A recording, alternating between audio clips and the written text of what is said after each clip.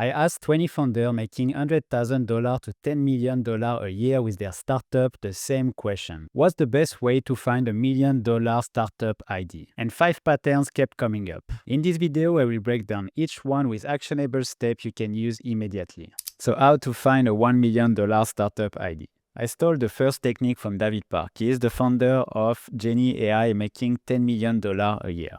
He says you need to talk to people around you. How do you do that? You ask them questions. And this question can be, what's the role you're trying to hire for? Of the people you've hired, what's something you wish they did better? And what's a recurring problem in your company? When you ask this kind of question, you will find a problem that they are facing themselves.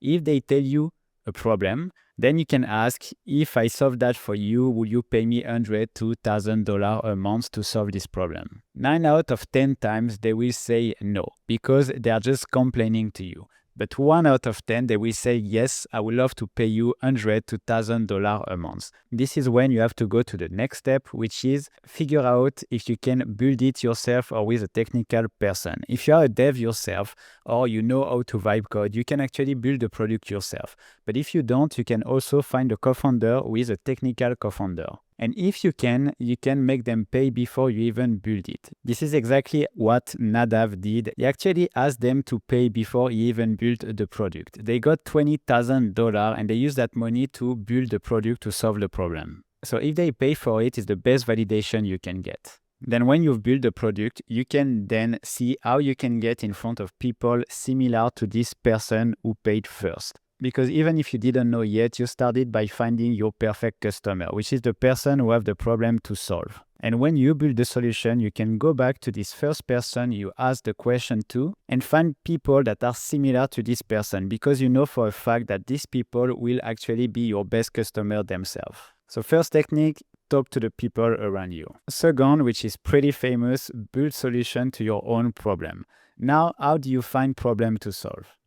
First, that's Eugene, who built a $200K a month startup which is outranked. He shared with me his process to find the best idea. He said, keep a Notion doc where you collect business ideas.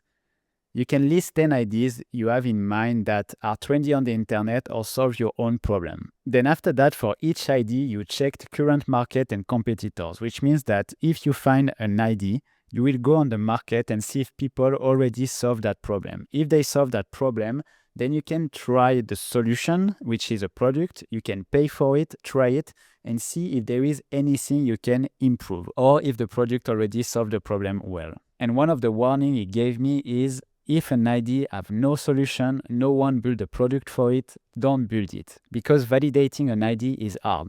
While if someone already built a product and make money with it, you know for a fact that there is money to make with this product. Once you get this list of different ideas and you already search for each of them and find a solution to the problem, you can choose the one you like the most and you see a potential in. He said that you have to build the first version in 1 to 2 months maximum with creativity based on competitors. So you take your competitor and see what feature you can add that will make your product different from this one. Now, if you don't have any problem to solve or if you don't have any idea, then it's because your life is too boring, so make it interesting. That's not me who say that, it's Peter Levels in his book, Make. And how do you make your life more interesting? You need to go outside and learn something new. You can either learn to play an instrument, do an IROX, a marathon, whatever race, whatever sports challenge, or live in a new country, for example, Japan or Southeast Asia. I say Japan because John Young-Fook, for example, he went to Japan and he talked a lot about the fact that discovering a culture that is totally different from yours will unlock creativity in your brain. So as you do something new, you will encounter new problems to solve. And the solution to this problem can become a SaaS, an app, a mobile app. Now the technique number 3 is innate human insecurities. This one is more for B2C and not really for B2B. So you need to find problems that can't be solved but people desperately want solved.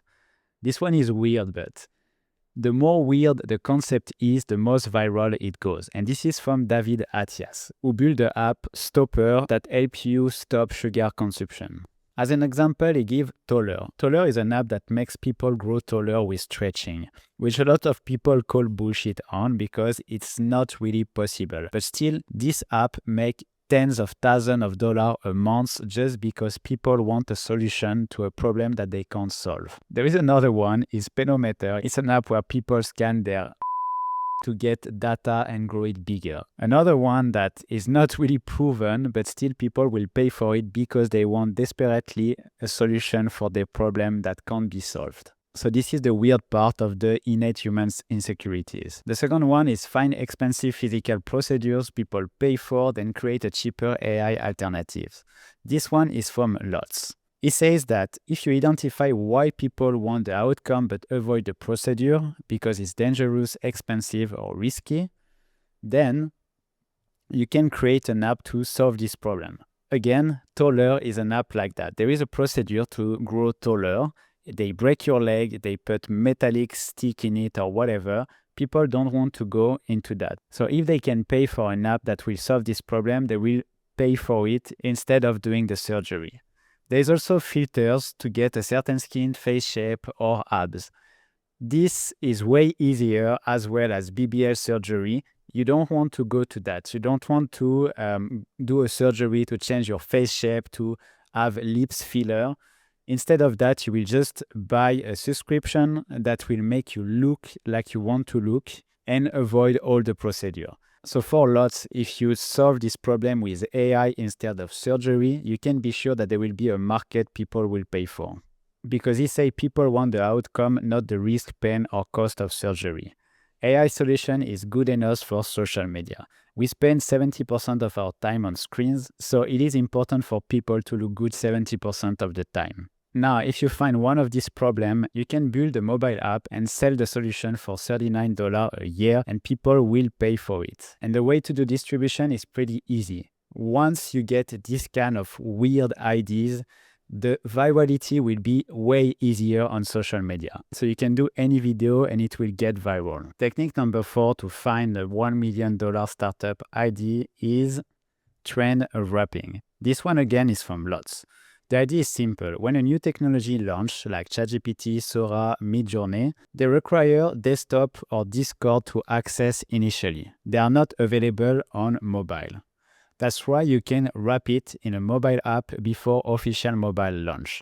And if you do that, you can do like Lotz, who wrap Suno AI, which is a music app, in 4 days, and he hit #1 in App Store. He also exit this app, like the 3 other ones that he exit, for a total of $500,000. So this is an easy one, but you have to be really fast. If you see a trend, if you see Sora, the new Sora arriving online, you need to wrap it as fast as possible and make a mobile app to distribute to the public. And now the last one is kind of a bonus, is the newsletter problem mining. This one doesn't come from any of my guests, but that's an idea I got, and that's an idea I would like to try myself. So you just have to subscribe to a newsletter in your targeted niche. For example, you can subscribe to Justin Welsh, a newsletter, because he already sells sponsorship in the newsletter. You know that he has more than 100K subscribers, so there is a lot of people that you can target in his newsletter.